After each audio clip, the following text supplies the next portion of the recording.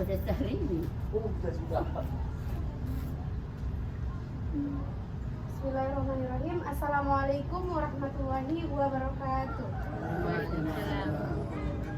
Baiklah, saya di sini akan menjelaskan tentang resolusi konflik dalam keluarga. Sebelumnya perkenalkan, saya Hotma Pasaribu dengan NIM 0201201063 dari kelas HKI 6A. Yang dosen pengampunya Bapak Hoirul Mufti Rambe MHI. Langsung saja tanpa berlama-lama. A. Pengertian resolusi konflik. Resolusi berasal dari kata resolution yang berarti pemecahan atau ketetapan hati. Pemecahan yang dimaksud ialah pemecahan terhadap masalah atau konflik yang terjadi dalam rangka mencari jalan keluar. Sedangkan ketetapan hati ialah kebulatan tekad untuk mengambil sikap, melakukan tindakan serta menunjukkan perilaku yang baru yang berbeda dengan yang sudah ada. Sedangkan resolusi dalam Kamus Besar Bahasa Indonesia adalah keputusan atau kebulatan pendapat yang ditetapkan oleh rapat. Namun ada yang mengatakan bahwa resolusi merupakan sebuah proses untuk memecahkan masalah dalam mencoba mencari jalan keluar untuk masalah yang belum terpecahkan. Maka dapat kita pahami bersama bahwa resolusi merupakan suatu cara atau metode yang telah ditetapkan secara bersama-sama untuk mencari jalan keluar dalam rangka memecahkan sebuah masalah.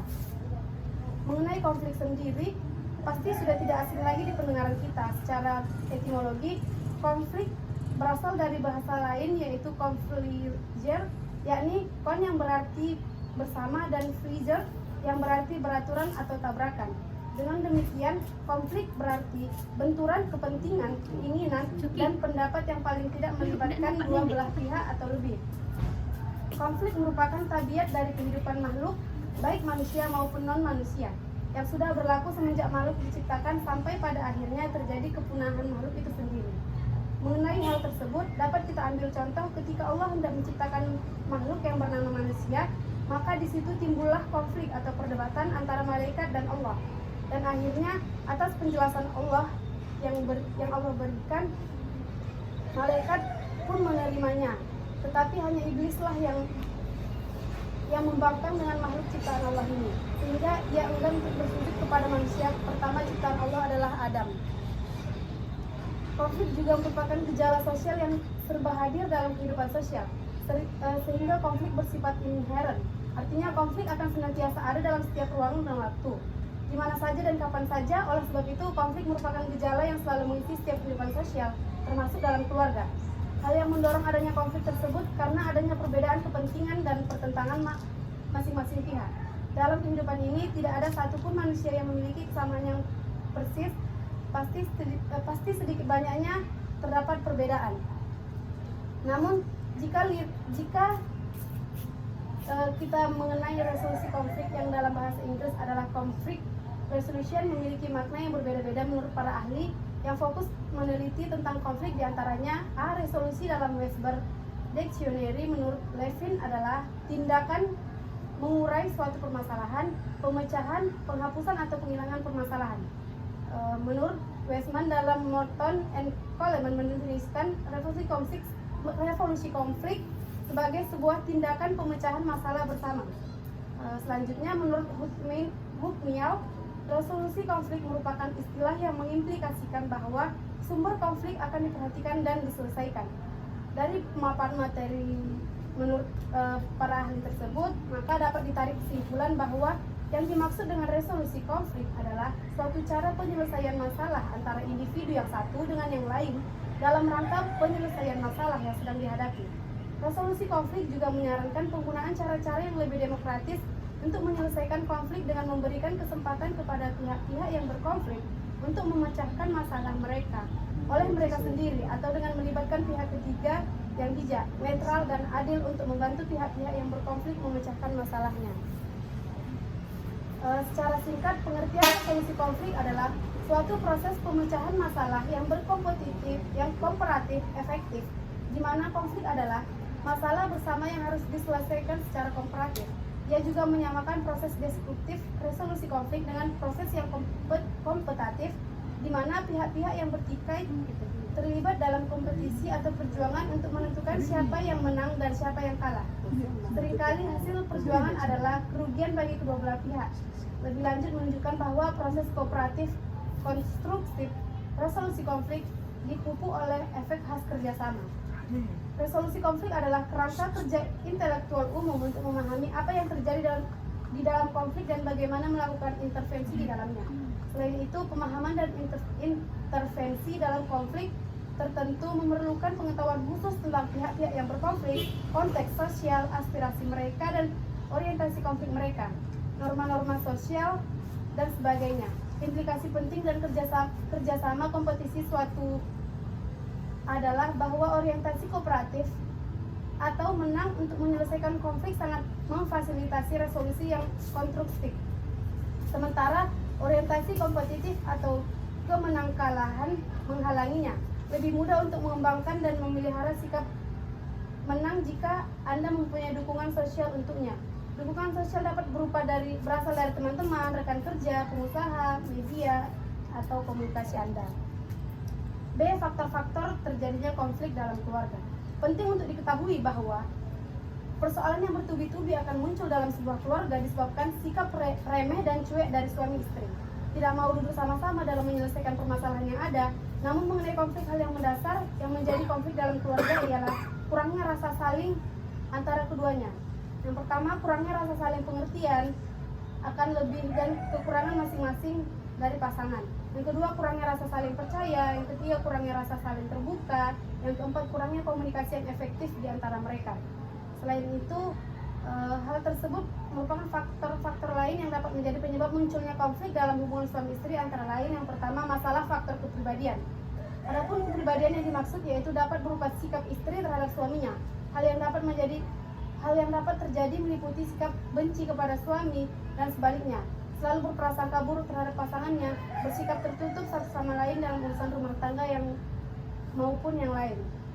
Yang kedua, masalah finansial dan keuangan keluarga. Pasangan suami istri yang tidak siap dengan kondisi yang ini biasanya akan selalu bertengkar dalam menyelesaikan masalahnya dan saling menyalahkan. Mungkin bisa jadi akan berujung pada perceraian. Yang ketiga, masalah seks dan keturunan. Ketika salah satu pasangan tidak bisa memenuhi kebutuhan seksualnya, suami istri hendaknya tidak boleh meremehkan hal tersebut karena banyak sekali terjadi konflik antara suami istri akibat masalah ini. Misalnya suami yang impoten atau istri yang mandul atau sebaliknya. Yang keempat, masalah keyakinan. Biasanya pasangan yang sudah berikrar untuk bersatu di sehidup semati tidak mempersoalkan masalah keyakinan yang berbeda antara mereka. Namun persoalan akan muncul manakala mereka mulai menjalani kehidupan berumah tangga. Yang kelima, masalah mertua. Kehadiran mertua yang terlalu ikut campur dalam urusan rumah tangga anak dan menantunya seringkali terjadi konflik. Yang ketiga, C. Langkah-langkah meminimalisir konflik dalam keluarga. Di awal pembahasan telah disebutkan bahwa resolusi konflik merupakan suatu cara individu untuk menyelesaikan masalah yang sedang dihadapi individu lain melalui cara yang lebih demokratis untuk menyelesaikan konflik dengan memberikan kesempatan kepada pihak-pihak yang berkonflik untuk memecahkan masalah mereka sendiri atau dengan melibatkan pihak ketiga yang bijak, netral, adil, dan untuk membantu pihak-pihak yang berkonflik memecahkan masalah. Maka penyelesaian konflik tersebut menggunakan satu konsep atau ide untuk memecahkan sebuah permasalahan atau konflik. Mengenai konflik-konflik yang terjadi dalam sebuah keluarga atau rumah tangga bukanlah hal yang aneh, bahkan hal tersebut wajar terjadi. Namun, menghadapi konflik tersebut bukan berarti setiap pasangan harus stres bahkan ingin mengakhiri hidup rumah tangga yang telah dibangunnya. Akan tetapi, setiap pasangan harus mampu mengatasi konflik-konflik yang ada atau mampu mencari jalan keluar, lalu memecahkannya sehingga konflik dapat diselesaikan dengan aman tanpa berakibat fatal bagi keluarga tersebut. Lantas, bagaimana sebenarnya penyelesaian konflik yang harus diterapkan dalam sebuah keluarga? Nah, menurut Galvin terdapat 5 gaya dalam resolusi konflik. Yang pertama, gaya kompetitif. Pada gaya kompetitif, individu cenderung agresif dan sulit untuk bekerja sama, menggunakan kekuatan untuk melakukan konfrontasi secara langsung dan berusaha untuk menang tanpa ada keinginan untuk menyesuaikan tujuan dan keinginannya dengan orang lain. Gaya ini tidak kondusif untuk mengembangkan keintiman. Seperti yang digambarkan pada grafik, gaya kompetitif lebih memperhatikan diri sendiri daripada orang lain. Yang kedua, gaya kolaborasi. Orang dengan gaya kolaboratif bersedia menghabiskan banyak waktu untuk menyelesaikan konflik dengan tuntas. Dia mampu memperhatikan orang lain sekaligus dirinya sendiri. Dia akan mengungkapkan apa yang ada di pikirannya dan bersedia mendengarkan pikiran orang lain. Wajar saja jika gaya ini menghabiskan energi yang sangat besar. Biasanya gaya ini sangat diperlukan untuk menyelesaikan konflik yang sangat sulit dan kompleks. Yang ketiga, gaya kompromi. Gaya kompromi lebih terbuka dibandingkan dengan penghindaran, tetapi masalah yang terungkap tidak sebanyak gaya kolaboratif. Yang membedakan antara gaya kompromi dengan gaya kolaboratif adalah waktu. Waktu yang diperlukan gaya kompromi untuk menyelesaikan konflik lebih sedikit, namun solusi yang dihasilkan bisa jadi bukan solusi yang terbaik untuk semua pihak, dan cara ini lebih kepada kompromi untuk menyelesaikan permasalahannya. Yang keempat, gaya penghindaran. Ciri utama gaya ini adalah perilaku yang tidak tegas dan pasif. Biasanya mereka mengalihkan perhatian dari konflik atau justru menghindari konflik. Kelebihan dari gaya ini adalah memberikan waktu untuk berpikir pada masing-masing pihak. Apakah ada kemauan dari diri sendiri atau pihak lain untuk menangani situasi dengan cara yang lebih baik? Kelemahan dari gaya ini adalah individu menjadi tidak peduli dengan permasalahan dan cenderung untuk melihat konflik sebagai sesuatu yang buruk dan harus dihindari dengan cara apapun. Yang kelima, gaya mengakomodasi. Ditandai dengan perilaku non asertif namun kooperatif. Individu cenderung mengesampingkan keinginan pribadi dan berusaha untuk memenuhi keinginannya dan kebutuhan orang lain. Orang dengan gaya akomodatif biasanya akan berbicara seperti ini, ya sudah, terserah kamu, aku ikuti saja. Selain yang sudah dipaparkan di atas, resolusi konflik juga ditetapkan dengan pola islah berupa pemaafan atau pengampunan. Meskipun dengan pemberian maaf, individu tetap ini mampu mengubah persepsi, emosi, dan pemahaman tidak dapat mengubah peristiwa yang telah terjadi.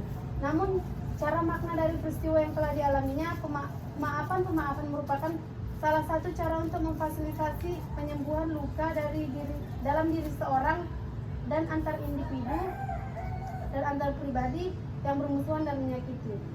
Maka dalam Islam mengenai resolusi konflik telah digambarkan dalam Quran surah Al-A'raf ayat 199 yang bunyinya Bismillahirrahmanirrahim. Zil afwa wa'mur bil urfi wa'arid 'anil jahilin. Yang artinya, jadilah engkau pemaaf dan suruhlah orang yang mengerjakan yang ma'ruf serta berpalinglah dari orang-orang yang bodoh. Oleh karena itu, secara garis besar, konflik keluarga dalam Islam diatur penyelesaiannya sebagai berikut. Yang pertama, menasihati jika istri atau pasangan melakukan kesalahan. Yang kedua, tinggalkanlah atau pisah ranjang. Yang ketiga, jika perlu, pukullah mereka. Dalam tahap ini jika sudah tidak ada jalan lain. Yang keempat, memanggil juru damai dalam kedua belah pihak.